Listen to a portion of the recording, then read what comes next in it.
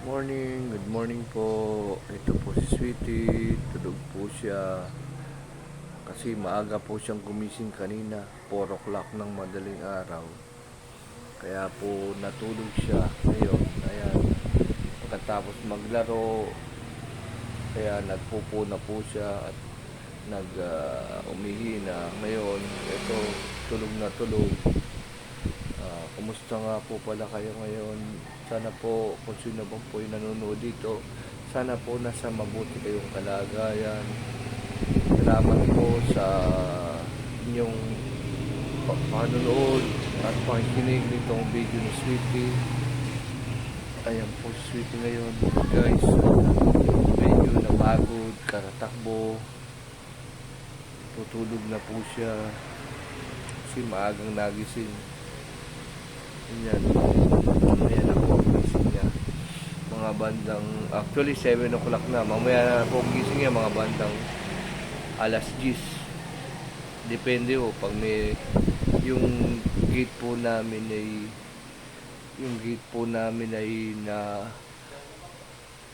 may nagbukas, gigising po siya. Po yung gate namin ay, no. Ayan po. Yung gate namin, pag may nagbukas, gigising po siya. Kasi maingay yung gate namin. So, ayan, yan. Po, tulog si Sweetie. Yan po. Yung ganitong oras po, yung mga ganitong breed o yung mga aso, di ko po alam. Kailangan tulog po sila. Pero pag, sa gabi ho, gising naman sila. Tsaka maaga sila laging gumigising. At saka kailangan po sa mga aso, sa mga breed na ganito, kailangan matulog sila 16 hours less sa loob ng isang araw. Ito naman po aso namin, hindi nakakompleto, may gising niya. Totoo po. Yan. Yan po siya. Alalaro. Actually, nag-breakfast na po siya ng nilagang saging. Siya, isang piraso. Nakain niya lahat. Yan po. Yan o, gising. Yan po siya o. Pag may narinig siyang kaluskos o nagigising po siya.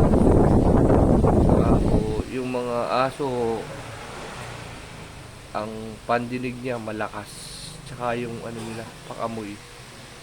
Malakas po yung mga pakamoy niya. Kaya alam niya. Tsaka kilala niya kung sino amo niya. Amoy niya. Alam niya. Lalo pagka halimbawa po meron kayong aso na napamahal na sa inyo, siyempre talagang mamahalin nyo kung ano yung pagkain na talagang para sa aso. Kung may budget po tayo, bilhin natin. Kasi kaya nga tayo nag-alaga ng aso, parang kapamilya natin yan. Anak pa. Imaginin mo, yung aso mo maliit, ikaw magpapalaki, talagang mapapamahal na sa iyo yan. Ito, araw-araw mong kasama. Pagka wala ka, dumating ka, hahabulin ka, tatawol sa'yo, magpapakarga. Yan po. Yan po ugali ng aso namin. Lalo po yung nanay niya, pag wala po o lumabas, naglalaro dito sa terrace namin, dito sa garahe. Pag nanay niya, sasalabuhin ka agad niya, yayakapin. Ganun po itong aso namin. Siguro yung kung sino po yung nakikinig sa'yo na may aso rin, ganyan po yung ginagawa ng aso nyo sa inyo. Halimbawa pa lumabas kayo o matagal kayong medyo nawala, pagpasok sa pintuan, ayan, mapakarga kagad, ganyan siguro.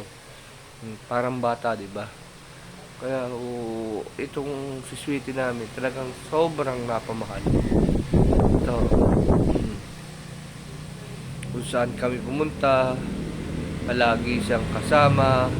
Maliban na lang pag sobrang init, iniiwan namin dito, pinapaalagaan namin doon sa tita ng asawa ko. Kasi hindi ho pwedeng mainit na mainit, ilalabas mo yung aso, lalo ganitong breed, hindi pwede sa mainit na mainit. Totoo po, siya, mag-heat stroke pag mainit na mainit. Pero pag medyo di naman ganong kainita, medyo sinasama po namin.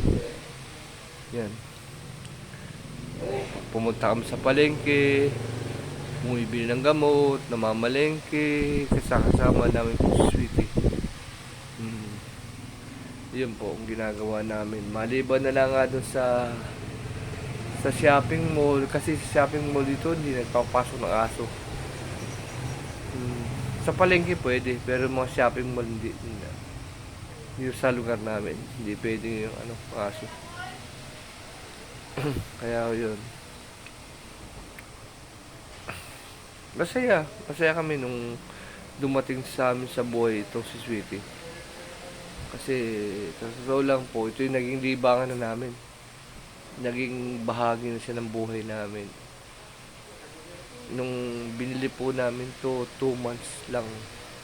Ngayon, na siya, 1 year and 2 months. So, may 1 year na mahigit namin na inaalagaan. Totoo po. Sana nga po, pag nagkaroon ulit siya ng mens, second mens, papaistan namin para magkaanak na siya. Kasi gusto na namin para meron siyang makasama ba. Babae nga pala ito si Sweetie. Babae po. Kaya gusto po namin magka-baby na siya. At least may makalaro siya. Kasi wala siyang kalaro, mag-isa lang siya. Kaya pag may aso na nandyan dun sa harap ng gate namin, gusto niya magpaglaro. You know? Kaya yun po si Sweetie. Kaya sinabi ko nung unang vlog, madami siyang pinagdaanan. Kasakit din po ito, pero naka-recover. Nagsisor din po siya nung last 3 to 4 months po siya na siya, bang nangisay ba, nangisay siya talagang na yun, parang wala na, naglaway na natakot kami. Po yun, bandang hapon na po yun, hindi namin alam gagawin namin. So ang ginawa ko po, binuksan ko yung aircon namin sandali, nalamigan. Totoo, ala na, talagang iyak na talaga kami. Nung ngayon ay mas medyo okay na pakiramdam. Tapos nung kinaumagahan, dinala namin sa vet, binagamot namin kaagad. Yun. Kaya ang naging sakit na bakit siya nagkaroon ng sisor, yung likod po namin actually walang kisame, doon nilagay ng asawa ko kasi meron yung ginagawa. Mainit doon, tag-init doon, nababad doon sa init kasi walang kisame nga po yung namin, kaya hindi niya nakayanan yung temperature na siya. Kasi sa ganitong aso po, kailangan talaga malamig ang gusto niya. Tandaan natin, huwag natin ilalagay sa mainit, kaya mahirap po yung worry ka talaga. Totoo. Kaya awa naman ng Diyos, gumaling na siya ngayon. Wala namang nararamdaman. Kaya ayun po. Kaya yung Sweetie, medyo malaki na po. Kaya lagi namin ito inaalagaan. Hindi pa pwedeng mag-isa to. Halimbawa po, nandito siya, gising.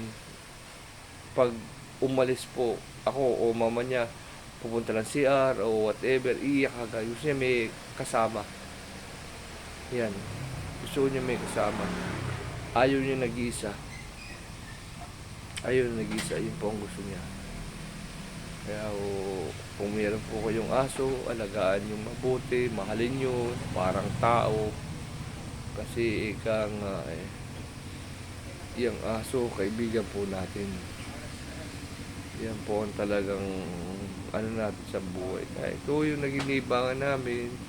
Yan nga po, yung dress niya na naman, iba na may dress niya. Tuwan-tuwa po siya pag sa gabi, lalagyan na namin damit, tatawid siya, yung ulo niya ilalagay niya sa dress talaga. Isusut ang mama niya, mauna pa siya alam niya na papalitan na siya ng damit galing niya. Tsaka pagka halimbawang malalaman po namin kung pupupo o iihi, tatahol po siya. Yun po ang palatandaan namin pag gustong magpupo, mag-umihi, gutom, tatahol ng matagal, hindi mapakali. Yan po ang palatandaan namin. Iihi, pupupo, kakain, tatahol ng matagal. Yan. Meron pa pong isa yung na tatahol siya ng gusto niya magpakarga. Yan ang ugali niya. Nitong lumaki. Gusto niya magpakarga. Kargahin. Lagyan mo sa braso para bang baby. Ito, sa totoo lang po, ang bigat niya, hindi ko kayang buhatin na. Siguro mga 5 minutes lang nabubuhat ko, pero hindi ay tatagal kasi yung braso ko po medyo manhid pa. Hindi pa ako magaling kaya hindi ko kayang kargahin ng matagal. Kinakarga ko pagka mayroon siyang sumpong. Ito, kailangan talaga natin mahalin yung aso natin. Kung ano yung gusto niya, ihanap natin ang pagkain na gusto niya. Yan. Yan po. Ang pinapakain ko nga po sa kanya yung wet food. Na wet food po. C72 sa in-order ko sa TikTok. Yan po. Ang pinapakain ko. Kaya yun. Yan po. Yan. So, hanggang dito na lamang po at nagpapasalamat po ako sa mga nanonood at nakikinig nitong video ni Sweetie. Maraming salamat po sa mga bago po diyan. Guys, baka pwede pong paki-subscribe, like and share po itong video ko. Pakipindot na rin po yung notification bell. At sana po magustuhan niyo po itong mga video pinapalabas ko, kahit po ganitong munting video. May natututunan po kayong aral o whatever na pang-araw-araw nating iisipin na ganyan talaga ang buhay. Habang buhay may pag-asa, huwag po tayong mawawala ng pag-asa kasi bibigay ni Lord ang mga blessing na hinihiling natin. Magdasal po tayo palagi. Huwag natin kakalimutan na magpasalamat sa mga blessing na ginagawa sa atin Lord, na binibigay sa atin ni Lord. Yan po talaga si Lord na handang tumulong kahit saan po tayo naroroon. Papatnubayan po tayo, gagabayan sa lahat ng ating ginagawa. So hanggang dito na lamang po. Maraming salamat po sa inyong lahat. God bless po.